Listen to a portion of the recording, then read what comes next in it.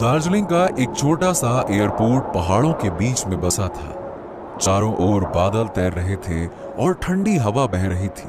हरी भरी वादियों से घिरा ये एयरपोर्ट किसी तस्वीर के जैसा खूबसूरत लग रहा था। हवाई जहाज बादलों को चीरता हुआ नीचे उतर रहा था।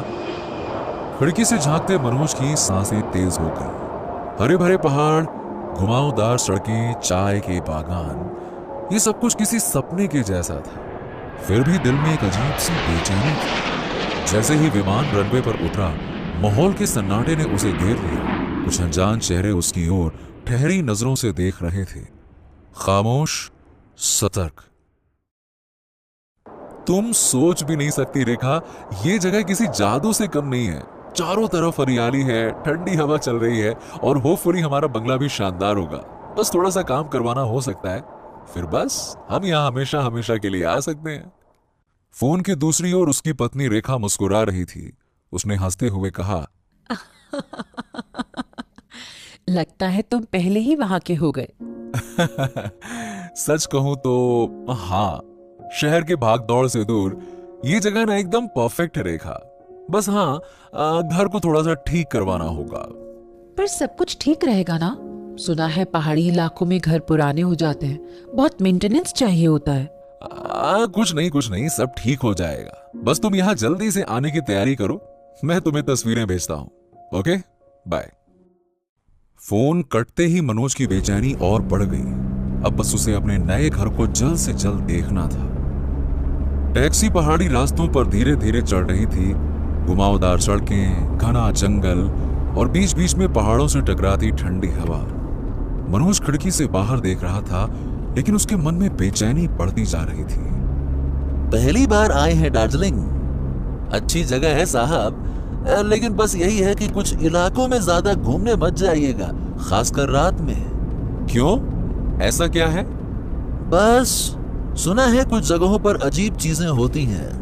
तभी ड्राइवर ने अचानक जोर से ब्रेक लगा दी और गाड़ी झटके से रुक गई।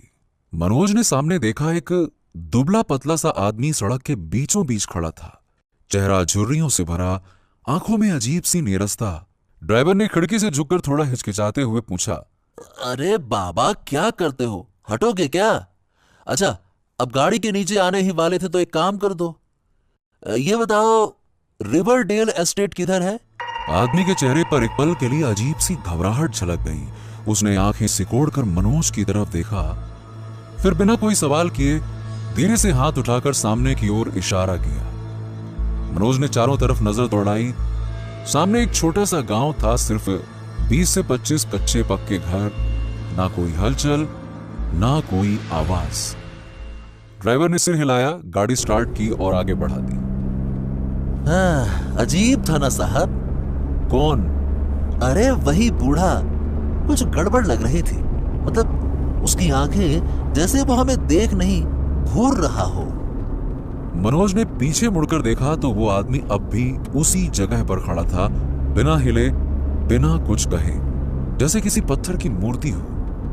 अरे छोड़िए ना साहब, लगता है हम आपके नए घर के करीब पहुंच गए। माफ कीजिएगा, लेकिन आपकी मेम साहब से बातचीत हुई, सुनी मैंने। अगर कभी टैक्सी वगैरह की जरूरत पड़े तो बस मुझे याद कर लीजिएगा। यहाँ पहाड़ों में सफर आसान नहीं होता साहब। टैक्सी ऊबड़ खाबड़ पहाड़ी रास्तों से होते हुए आखिरकार रिवरडेल टी एस्टेट के सामने पहुंच गई। सामने एक पुराना जंग लगा हुआ लोहे का गेट था। चारों ओर सन्नाटा था, ना कोई चौकीदार, ना कोई हलचल। मनोज को याद था कि एस्टेट में एक केयर टेकर रहता है जिसका नाम रामलाल था, लेकिन यहां तो कोई दिखाई ही नहीं दे रहा था। ड्राइवर ने थोड़ी झिझक के साथ गेट को पार किया और टैक्सी अंदर ले गया। एस्टेट के अंदर का नजारा ही कुछ अलग था। कहीं सूखी झाड़ियों ने रास्ता घेर रखा था तो कहीं टूटी हुई बेंचें लावारिस की तरह पड़ी थी। थोड़ी ही देर में बंगला सामने आ गया। बंगले की हालत तो और भी खस्ता थी। छत की लकड़ियां सड़ चुकी थी, खिड़कियों के शीशे टूटे हुए थे और दीवारों पर सीलन के गहरे निशान थे। बरामदे पर एक दुबला पतला, झुकी हुई कमर वाला एक बुजुर्ग खड़ा था, रामलाल। जैसे ही टैक्सी रुकी, रामलाल ने धीरे धीरे आगे बढ़कर हाथ जोड़ा और कहा, नमस्ते साहब। फिर बिना कुछ बोले उसने मनोज का सामान उठा लिया। ड्राइवर ने घबराहट भरी नजरों से चारों ओर देखा, फिर मनोज की तरफ मुड़ा और धीमी और गंभीर आवाज में पूछा, साहब, आपको यकीन है ना कि आपको यहीं रुकना है?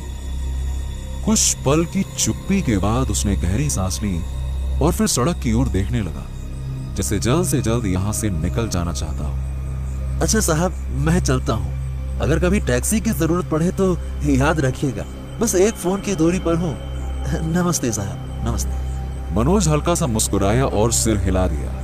ड्राइवर ने लंबी सांस भरी और गाड़ी मोड़ी और कुछ ही मिनटों में वहां से निकल गया। रामलाल और मनोज बंगले के अंदर आ गए। मनोज ने चारों ओर नजर दौड़ाई। दीवारों पर पुरानी तस्वीरें टंगी थीं, चारों तरफ मोटी धूल की परत थी। ऐसा लग रहा था मानो ये घर सालों से वीरान पड़ा हो। रामलाल ने एक भारी लकड़ी का दरवाजा खोला और अंदर की ओर इशारा किया। साहब, यही आपका कमरा है। पूरे बंगले में बस यही एक कमरा ठीक ठाक हालत में है, बाकी जगह तो सालों से वीरान पड़ी है। सफाई कर दी थी, लेकिन अगर कुछ कमी लगे तो बता दीजिएगा। मनोज ने कमरे के अंदर कदम रखा। कमरा बड़ा था। एक किनारे पर भारी लकड़ी का पलंग, एक पुरानी अलमारी और खिड़की पर लटकते धूल भरे पर्दे। उसने खिड़की से बाहर झांका। चारों ओर घना जंगल और चाय के बागान नजर आ रहे थे, लेकिन तभी उसकी नजर थोड़ी दूर पर पड़े एक पुराने जर्जर आउट हाउस पर गई। उसके भारी लकड़ी के दरवाजे पर एक पुराना जंग लगा हुआ ताला लटका हुआ था और उसके ठीक ऊपर एक पुराना बल्ब टंगा था। मनोज ने कुछ पल आउट हाउस को ध्यान से देखा। आउट हाउस एकदम सुनसान था, लेकिन न जाने क्यों उसे ऐसा महसूस हुआ कि वहां कोई मौजूद है। तभी ठंडी हवा के एक झोंके ने सूखे पत्तों को हवा में उड़ा दिया। मनोज ने सिर झटककर खुद से कहा, हाँ, शायद सफर की थकान की वजह से मैं ही बेवजह सोच रहा हूं। कमरा ठीक है, बस थोड़ी सफाई और करवानी होगी। हाँ साहब, सफाई पूरी तो नहीं हो पाई, लेकिन मैं कल बाकी का काम भी करवा दूंगा। आप सफर से थक गए होंगे, थोड़ा आराम कर लीजिए। कल सुबह मैं आपको पूरी जायदाद दिखा दूंगा। तुम कब से यहाँ पे हो? हाँ, बहुत साल हो गए साहब। जब से पुराने मालिक का देहांत हुआ, तब से मैं ही सब कुछ संभाल रहा हूँ। वो यही रहते थे, इस बंगले से बहुत लगाव था उन्हें। लेकिन फिर एक दिन अचानक सब कुछ खत्म हो गया। उनके जाने के बाद से ये जगह बिल्कुल सूनी हो गई। मनोज को उसके लहजे में कुछ अजीब सा महसूस हुआ, लेकिन उसने ज्यादा कुछ नहीं कहा और पलंग पर बैठ गया। मैं बाहर वाले छोटे कमरे में रहता था साहब। पुराने मालिक के समय से वही हूँ।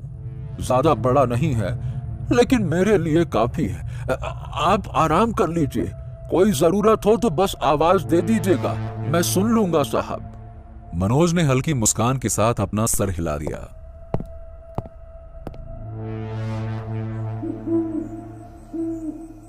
रात गहरी हो चुकी थी, बाहर सन्नाटा पसरा हुआ था और अचानक मनोज की नींद खुल गई। उसे लगा जैसे कहीं दूर बहुत धीमी आवाज में कुछ लोग खांस रहे हैं।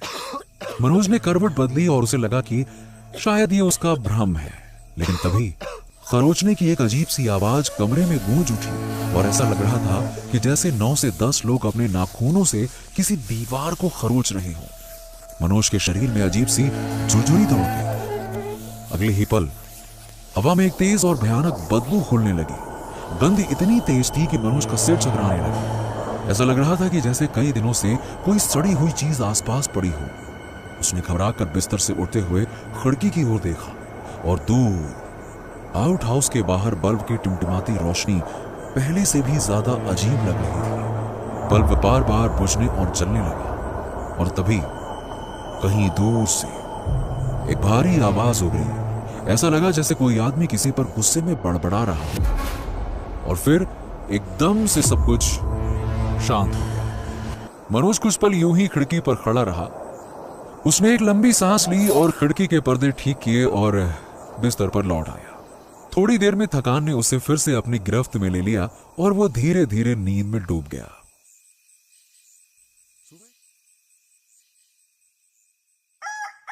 सुबह की हल्की धुंध अब छटने लगी थी और सूरज की नरम किरणें चाय के बागानों पर पड़ रही थीं। मनोज बाहर बरामदे में तैयार खड़ा था, तभी रामलाल चुपचाप उसके सामने आकर खड़ा हो गया। चलिए साहब, मैं आपको पूरी जायदाद दिखा देता हूं। रामलाल, कल रात मुझे कुछ अजीब सी आवाजें सुनाई दी थी। पहले तो खांसी की आवाज आई, मतलब जैसे कोई बीमार हो। फिर एक अजीब सी खरोचने की आवाज आई। ऐसा लगा जैसे कोई दीवार पर नाखून रगड़ रहा हो। और फिर एक फुसफुसाहट, जैसे कोई गुस्से में बड़बड़ा रहा हो। आवाज देखो पूरी तरह से साफ तो नहीं थी, लेकिन तुमने भी सुना क्या? नहीं साहब, ये पुरानी जगह है। हवा के चलने से भी अजीब आवाजें आ सकती हैं। आपको सफर की थकान होगी, इसीलिए आपको ऐसा महसूस हुआ होगा। मनोज कुछ कदम आगे बढ़ा, लेकिन उसके कदम एकदम से खुद ब खुद छिटक गए। उसकी नजर उस पुराने सुनसान आउट हाउस पर जा टिकी।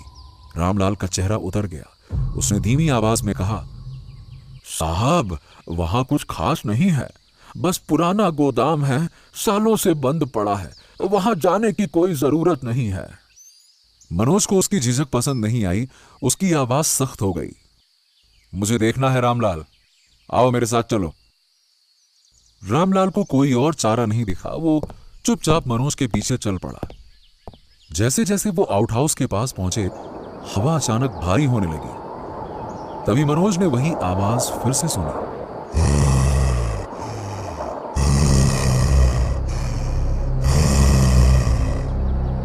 मनोज रुक गया और धीरे से बोला, रामलाल, यही वो आवाज थी जो मैंने कल रात को सुनी थी।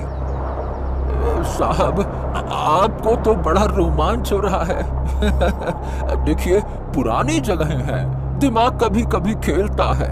ज्यादा मत सोचिए, नहीं तो हर जगह भूतिया लगने लगेगी। अब वो आउट हाउस के बिल्कुल सामने थे। भारी लकड़ी के दरवाजे पर जंग लगा ताला लटका हुआ था। हवा में एक तीखी चढ़ी करी बदबू घुलने लगी।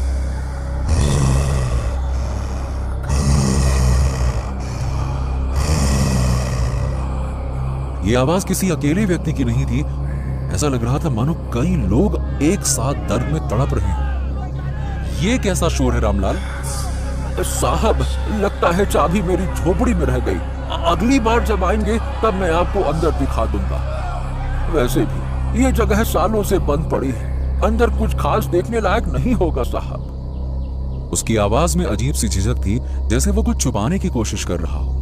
मनोज ने उसकी आंखों में झांका, लेकिन रामलाल ने तुरंत नजरें फेर ली। मनोज ने फिर उससे ज्यादा सवाल नहीं किए। हाँ ठीक है, चलो फिर कभी देख लेंगे।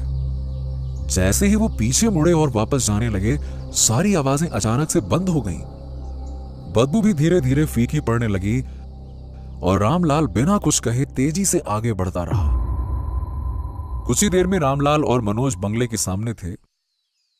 ये बंगला काफी जर्जर हालत में है, इसे जल्द से जल्द ठीक करवाना पड़ेगा। सफाई भी ठीक से नहीं हुई है। पहले अच्छी तरह से सफाई करवानी होगी, फिर बाकी मरम्मत का काम भी जल्द पूरा करना होगा। जी साहब, जैसा आप कहें। मैं आज ही आसपास के मजदूरों से बात कर लेता हूँ। सफाई का काम जल्द से जल्द शुरू हो जाएगा और जो भी मरम्मत करनी होगी वो भी करवा लेंगे। मनोज ने एक बार फिर से बंगले को गौर से देखा और मनोज के मन में लगातार ये सवाल उठ रहा था कि कहीं इस बंगले को खरीदकर उसने कोई बहुत बड़ी गलती तो नहीं कर दी। दिन भर इसी उधेड़ बुन में रहते रहते कब रात हो गई उसे पता ही नहीं चला। रात के 1 बज रहे थे और फिर से वही आवाज गूंज उठी, किसी के गुर्राने की आवाज। मनोज की नींद खुल गई। वो उठकर खिड़की के पास गया और उसने देखा कि इतनी रात को रामलाल आउट हाउस की तरफ बढ़ा चला जा रहा था। ये देखकर मनोज के होश उड़ गए। ये रामलाल वहां क्यों जा रहा है? पक्का ये कुछ छुपा रहा है मुझसे। मुझे देखना होगा, देखना ही होगा मुझे। मनोज आउट हाउस की ओर बढ़ने लगा। वो जैसे ही आउट हाउस के सामने पहुंचा, उसे खिड़की के अंदर एक परछाई दिखी। मैं नहीं जाऊंगा, ये मेरे लोग हैं, मेरे गांव के लोग, और जब तक ये लोग ठीक नहीं होते मैं नहीं जाऊंगा। तू चला जा रामलाल, गांव वालों से कह दे मैं जल्द ही उनके लोगों को वापस भेज दूंगा, सब ठीक हो जाएगा। तभी अचानक से वो शख्स एकदम से चुप हो गया और धीरे धीरे खिड़की की ओर बढ़ने लगा। मनोज का तो जैसे खून जम गया। मनोज घबराकर पीछे हटने ही वाला था कि अचानक उसका पैर फिसला और तभी चारपाई पर बैठा वो शख्स झटके से खिड़की की तरफ मुड़ा।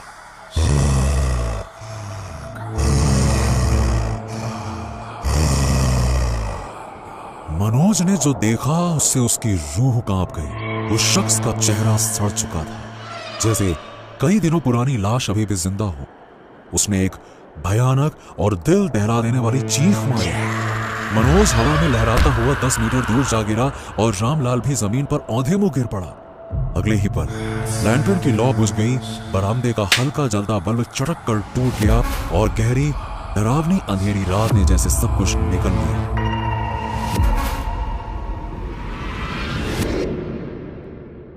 मनोज बिस्तर पर निर्जीव पड़ा था। रामलाल उसके पास में बैठा हुआ था, घबराया हुआ। उसने मनोज को हिलाकर देखा। मनोज बाबू, क्या हो गया आपको? करिए मनोज बाबू, कुछ तो बोलिए साहब, कुछ तो बोलिए। पसीने से भीगे हाथों से रामलाल ने कांपते हुए मनोज की नब्ज टटोलने की कोशिश की। धड़कन थी मगर बहुत धीमी। डर के मारे उसका गला सूख गया। उसने कांपते हाथों से फोन उठाया और मनोज की पत्नी रेखा को कॉल लगाया। हेलो मेम साहब, जल्दी आ जाइए। मनोज बाबू ठीक नहीं लग रहे हैं। वो बस छत की ओर देखे जा रहे हैं, कोई हरकत नहीं कर रहे। मैंने कई बार आवाज लगाई, हिलाया डुलाया। मुझे बहुत डर लग रहा है, कुछ गड़बड़ है। प्लीज कृपया करके जल्दी आ जाइए।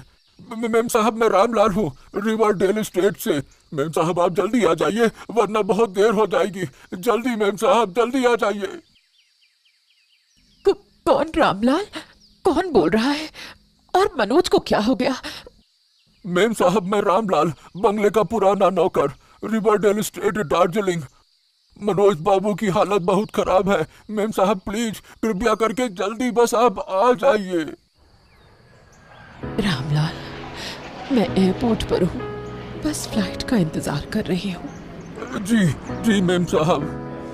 रामलाल देखो, मनोज को कुछ खिलाना। पता नहीं उसने कुछ खाया पिया नहीं सुबह से। और पानी, हाँ पानी भी, बस ध्यान रखना उसका, कुछ हो ना जाए प्लीज रामलाल। रेखा का गला भर आया। उसने आंसुओं को रोकते हुए कहा, तुम बस बात करते रहना रामलाल, उसे अकेले मत छोड़ना, उसे अकेलेपन का एहसास मत होने देना। रेखा ने सिर झुकाकर आंखें बंद कर ली और कुछ पल चुप रहने के बाद वो फिर से बोली, रामलाल, अगर कुछ भी अजीब लगे तो तुरंत मुझे फोन करना। रेखा ने धीरे से फोन काट दिया। उसके हाथ अब भी कांप रहे थे। उसने फोन अपने बैग में रखा और दोनों हाथों से चेहरा ढक लिया। उसकी आंखों से आंसू टपकने लगे।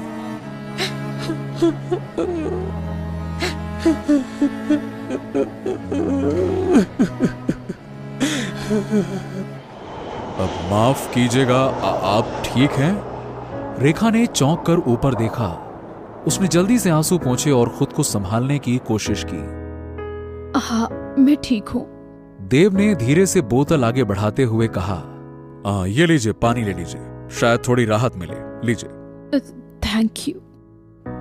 देखिए, अगर बुरा न माने तो मैं पूछ सकता हूँ, मतलब सब ठीक तो है? मनोज, मेरे पति, वो वहां अकेले हैं और वो ठीक नहीं लग रहे। रामलाल ने फोन पर कहा कि मनोज कुछ बोल ही नहीं रहे, जैसे जिंदा लाश हो। कल सुबह उन्होंने मुझसे बात की थी, बिल्कुल ठीक थे। फिर अचानक ऐसा कैसे हो सकता है? मुझे बहुत डर लग रहा है, पता नहीं उन्हें क्या हो गया है। वेल, ये रामलाल कौन है और आपके मनोज कहाँ हैं? रामलाल वहां का केयर टेकर है। दरअसल हमने हाल ही में एक पुराना बंगला खरीदा है, रिवरडेल एस्टेट नाम है, दार्जिलिंग में। मनोज वहां सब कुछ ठीक कराने गए थे। घर काफी पुराना है और अचानक रामलाल का फोन आया और उसने कहा कि मनोज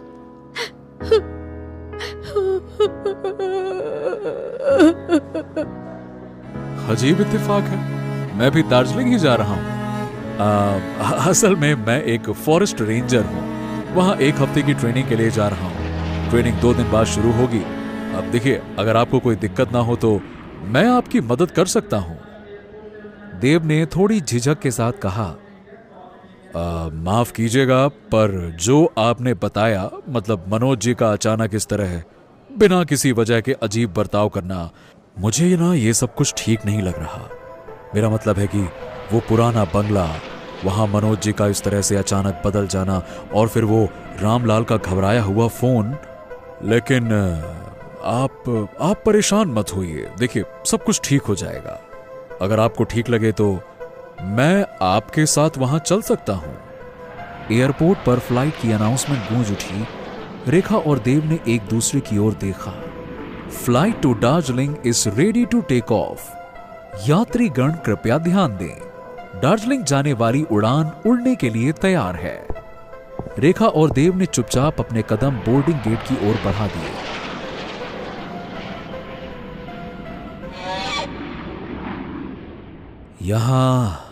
यहां कुछ तो है, कुछ ठीक नहीं लग रहा। रेखा ने अपनी नजर चारों ओर दौड़ाई।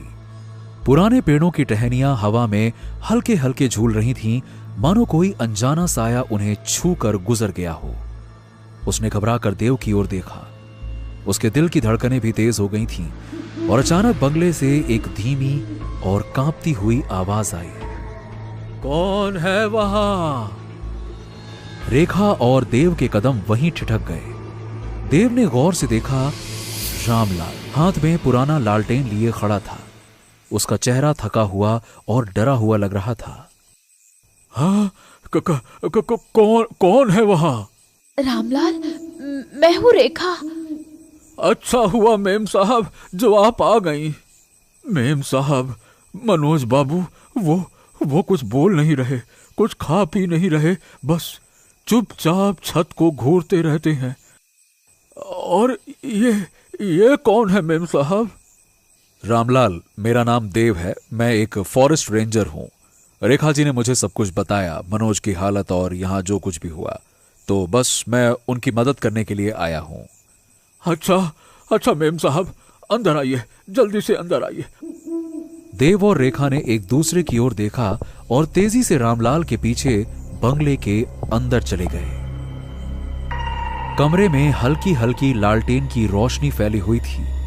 मनोज बिस्तर पर सीधा लेटा हुआ था, चेहरा उतरा हुआ, आंखें खुली हुई, लेकिन उनमें कोई भाव नहीं थे। मनोज, उठो ना, देखो मैं आ गई हूँ। मनोज प्लीज कुछ तो बोलो। रेखा की आवाज में बेबसी झलक रही थी।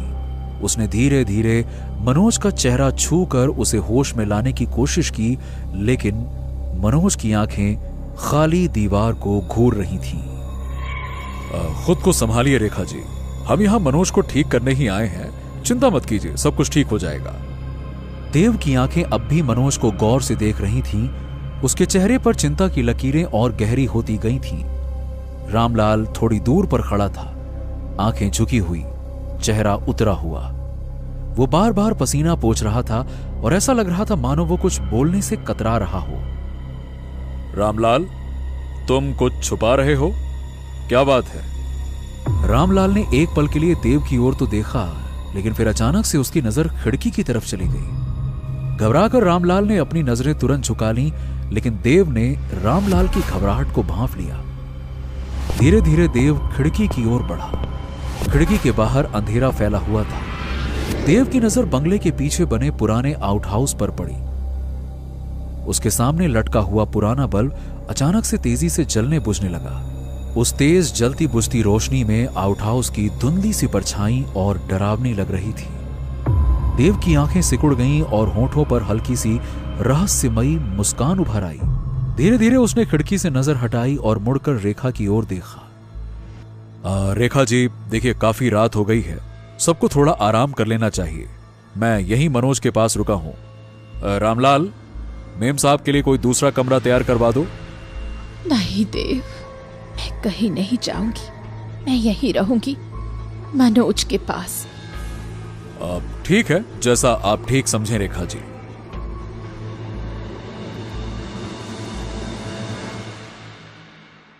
कमरे में हल्की हल्की लालटेन की रोशनी फैली हुई थी। मनोज अब भी बिस्तर पर निश्चल पड़ा हुआ था। देव पास में ही बैठा था। उसकी आंखें मनोज पर टिकी हुई थीं, लेकिन ध्यान कहीं और था। उसकी नजरें बार बार खिड़की की तरफ उड़ रही थीं कि तभी अचानक वही आवाज, फिर से वही खांसने और नाखून घिसटने की आवाजें आनी शुरू हो गई। उसी आउट हाउस की तरफ से। रेखा जो जमीन पर सो रही थी, करवट बदलते बदलते अचानक से उठ बैठी। उसकी आंखों में नींद के साथ डर भी था। देव, ये आवाजें। रेखा ने घबराकर देव की ओर देखा और देव की आंखों में वही गंभीरता थी। वो अब भी खिड़की की ओर देख रहा था। देव, ये आवाजें, ये कहां से आ रही है? मुझे डर लग रहा है देव। देव धीरे धीरे कुर्सी से उठा और खिड़की की तरफ बढ़ने लगा। रेखा भी घबराई हुई उसके पीछे पीछे चल पड़ी। देव खिड़की के पास पहुंचा और बाहर की तरफ झांक कर देखा। रेखा ने भी झांकने की कोशिश की और जो उन्होंने देखा उससे उनकी आंखें फटी की फटी रह गई। रामलाल तेज कदमों से आउट हाउस की तरफ बढ़ रहा था। उसके हाथों में एक पुरानी लालटेन थी। देव, रामलाल वहां क्या कर रहा है इतनी रात को? देव की आंखों में चिंता की एक परछाई उभरी। उसने एकदम से रेखा को चुप रहने का इशारा किया और उसकी आंखें फिर से आउट हाउस की तरफ जम गईं। ये सब कुछ ठीक नहीं लग रहा है। हमें पता लगाना होगा कि आखिर ये रामलाल हमसे छुपा क्या रहा है। अगर हमने अभी कुछ नहीं किया ना, तो हो सकता है कि बहुत देर हो जाए। रेखा जी, सुनिए, आप यहीं पर रुकिए मनोज जी के साथ। अगर कुछ होता है तो कम से कम आप मनोज जी के साथ तो रहेंगे। मैं आता हूं। देव धीरे कदमों से आउट हाउस की ओर बढ़ रहा था। आउट हाउस की खिड़की से हल्की हल्की पीली सी रोशनी बाहर झांक रही थी। देव ने अपने कदम और धीरे कर लिए। देव ने खिड़की तक पहुंचकर धीरे से भीतर झांका। उसने देखा रामलाल फर्श पर घुटनों के बल बैठा था। उसकी हथेलियां जुड़ी हुई थीं, मानो वो किसी के सामने प्रार्थना कर रहा हो। रामलाल की आवाज धीमी थी, लेकिन उसके होठों की थरथराहट साफ दिख रही थी। लेकिन देव की नजरें जल्द ही रामलाल के सामने रखी पुरानी जंग लगी लोहे की खाट पर जा टिकी। खाट पर कोई बैठा हुआ था, पूरी तरह से काले कंबल में लिपटा हुआ एक व्यक्ति। ये कौन है? देव के माथे पर पसीना छलक आया। उसका दिल जोर जोर से धड़कने लगा। मालिक, अब आपको जाना चाहिए। अब मनोज बाबू आ गए हैं। वो भी एक डॉक्टर हैं। वो आपके मरीजों का ख्याल रख लेंगे। अब आप जाइए, बस आप चले जाइए। तभी चारपाई पर बैठे आदमी ने धीरे से अपना सर घुमाकर दूसरी तरफ देखा। वहां एक दरवाजा था जो बाहर से बंद था। नहीं रामलाल, ये मेरे मरीज हैं। एक डॉक्टर अपने मरीजों को कभी छोड़ नहीं सकता, कभी नहीं। मालिक, जो कुछ भी आपके बस में था वो तो आपने सब कुछ किया ना। आपने अपनी पूरी जिंदगी गांव वालों के भलाई के लिए लगा दी। लेकिन मालिक, ये लोग जिन्हें आपने यहाँ बंद कर रखा है, ये पहले से ही मर चुके हैं। आपको समझना होगा, आप इससे ज्यादा कुछ नहीं कर सकते थे। आपने पूरी कोशिश की इनकी जान बचाने की, लेकिन अब सब कुछ खत्म हो चुका है मालिक, अब आपको जाना होगा। बस अब आपको यहाँ से जाना होगा मालिक। बस एक हफ्ता ही तो हुआ है, मैंने इन्हें पानी देना बंद किया है। टीबी में अगर मरीज को कुछ भी पीने को ना दिया जाए तो गला सूखने से खांसी बंद हो जाती है। लेकिन मैंने सिर्फ इतना ही नहीं किया रामलाल, धुआं भर कर देखा, हर तरफ धुआं, इतना धुआं कि सांस लेना तक मुश्किल हो गया था। फिर जड़ी बूटियां दी, उपवास करवाया, हर तरीका आजमाया, पर कुछ भी काम नहीं आया, कुछ भी नहीं। अब बस ये आखिरी तरीका बचा है और ये जरूर काम करेगा। ये सब ठीक हो जाएंगे रामलाल, तुम देखना। मैंने सही किया है, ये बच जाएंगे। अचानक उस आदमी ने पास रखी मेज से एक पुरानी डायरी उठाई और पन्ने पलटने लगा। उसकी आवाज में अजीब सी खुशी और जुनून था।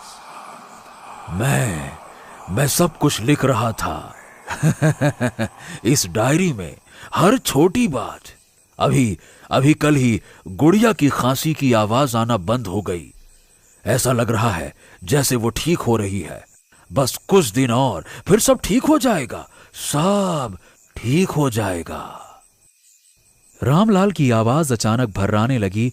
उसकी आंखें भर आईं और उसने कांपती हुई आवाज में कहा, मालिक, गुड़िया मर चुकी है, सब मर चुके हैं मालिक। आप क्यों नहीं मानते? उनकी आत्माएं तड़प रही हैं पानी के लिए, मुक्ति के लिए। उन्हें जाने दीजिए मालिक, उन्हें चैन मिल जाने दीजिए। और अब आप भी चले जाइए, बस बहुत हो गया, अब और नहीं, चले जाइए मालिक। रामलाल ने एक गहरी सांस ली, मानो बरसों का बोझ उतरने वाला हो।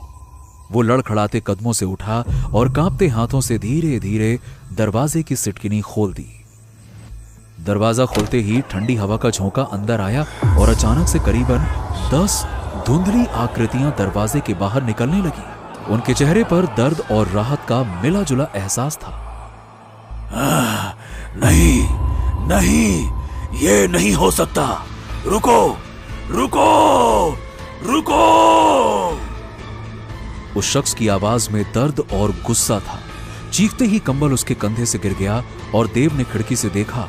उसके चेहरे पर पागलपन सवार था, आंखें खून जैसी लाल थी। रामलाल ने जैसे ही पीछे हटने की कोशिश की, उस आदमी ने अचानक तेजी से उठकर अपना पैर उठाया और पूरी ताकत से रामलाल के सिर पर दे मारा। रामलाल दर्द से चीख तक नहीं सका। उसका शरीर लड़खड़ाया और जमीन पर ढेर हो गया। रामलाल मर चुका था। यह सब देखकर देव की तो जैसे सांसें थम गईं। मुझे पहले ही कुछ करना चाहिए था। अगर मैंने वक्त रहते कदम उठाया होता तो शायद रामलाल की जान बच जाती। उसने अपनी मुट्ठियां भींच ली। अब जो भी हो, इसे यहीं खत्म करना होगा। देव ने गहरी सांस ली और दरवाजे को धक्का देकर खोल दिया। उसकी आंखें सामने खड़े उस आदमी पर टिकी हुई थी। जैसे ही देव ने कदम आगे बढ़ाया, आदमी ने धीरे धीरे अपना सर उठाया। उसकी खून से लाल आंखें सीधे देव से जा टकराईं। तो तू है मनोज, तू ठीक करेगा मेरे लोगों को, हाँ?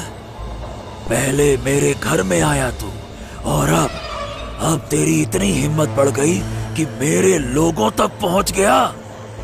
रामलाल को भड़काया तूने, मेरे रामलाल को।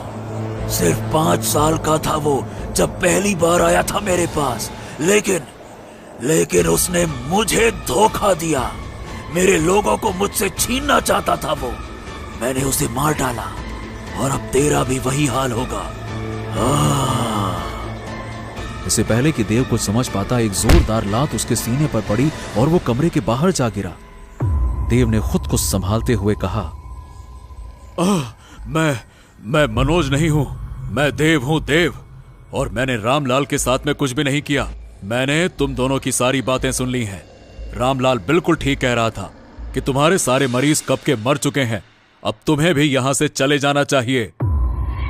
वो आदमी देव की बात सुनने को तैयार ही नहीं था। वो गुस्से में देव की ओर बढ़ने लगा और बोला, तू झूठ बोल रहा है। अभी मैंने कल ही अपने जर्नल में लिखा है, जब मैंने इन्हें पानी देना बंद किया तो इनकी खांसी कम हो गई है।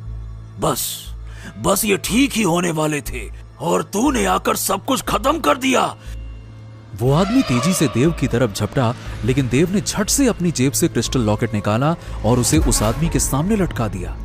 उस आदमी ने अपनी आंखें ढक लीं और दर्द से चीख उठा।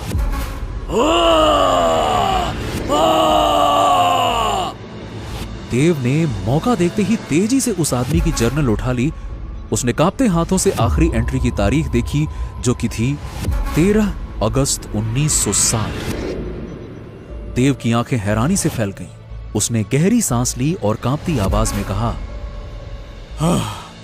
देखो देखो, ये तारीख देखो, ये है तुम्हारी आखिरी एंट्री, 60 साल पुरानी। तुम्हारे सारे मरीज कब के मर चुके हैं, समझो।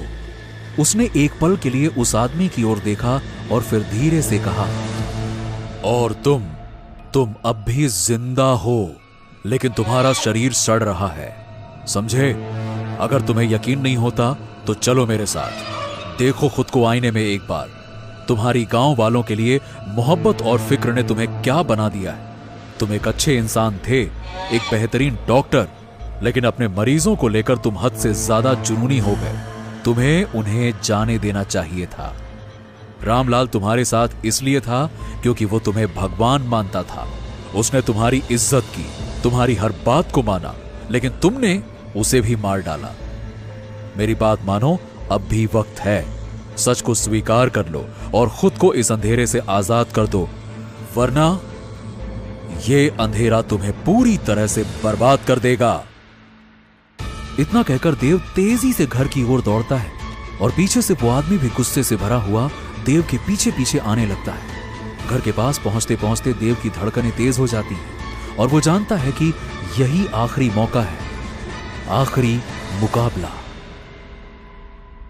देव ने कमरे के अंदर घुसते ही दरवाजा अंदर से बंद कर लिया। देव हांफते हुए रेखा से पूछता है, क्या तुम्हारे पास कोई आईना है? क्या हुआ देव, तुम इतने घबराए हुए क्यों हो? यह सवाल पूछने का वक्त नहीं है, जल्दी से बताओ, आईना है?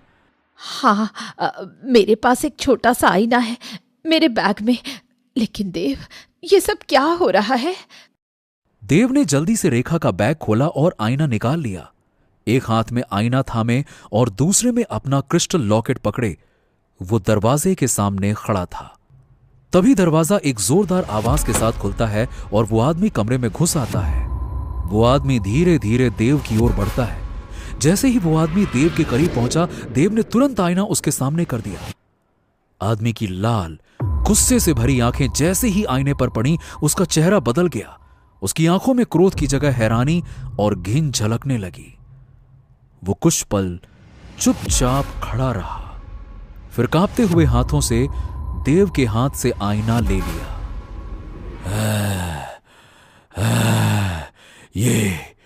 ये क्या बन गया हूं मैं? ये चेहरा, ये हाथ, कभी मैं लोगों की जिंदगी बचाता था, मैंने क्या कर दिया ये? मैंने अपने मरीजों को बचाने की जगह उन्हें इस बंद कमरे में कैद कर दिया। उनकी आत्माएं तड़पती रहीं और मैं ये सोचता रहा कि वो ठीक हो रहे हैं। और रामलाल, मेरा रामलाल, मैंने उसे भी मार डाला। तू सही कह रहा था, अब मेरी यहां कोई जगह नहीं है। ये गांव और इस गांव के लोग, मैं इनके बीच रहने लायक नहीं हूं। उसके हाथ से आईना गिरकर चकनाचूर हो गया। उसने देव को एक आखिरी बार देखा और इस बार उसकी आंखों में सिर्फ दर्द और पछतावा था। फिर वो धीरे धीरे दरवाजे की ओर बढ़ा। हर कदम के साथ उसका शरीर जैसे हल्का होता जा रहा था। दरवाजे तक पहुंचते पहुंचते उसकी चाल धीमी हो गई। उसने एक पल के लिए देव की तरफ देखा। इस बार उसकी आंखों में नफरत नहीं, बल्कि एक अजीब सी शांति थी। फिर उसने दरवाजा पार किया और बाहर कदम रखते ही वो घने अंधेरे में समाने लगा। उसकी परछाई धीरे धीरे अंधकार में घुलने लगी और कुछ ही पलों में वो पूरी तरह से गायब हो गया। जैसे ही वो आदमी अंधेरे में समा गया, कमरे में एक अजीब सी खामोशी छा गई। देव और रेखा की आंखें दरवाजे की ओर टिकी रहीं, मानो वो यकीन करना चाह रहे हों कि ये सब कुछ सच में खत्म हो गया है। तभी मनोज कराहते हुए उठ बैठा।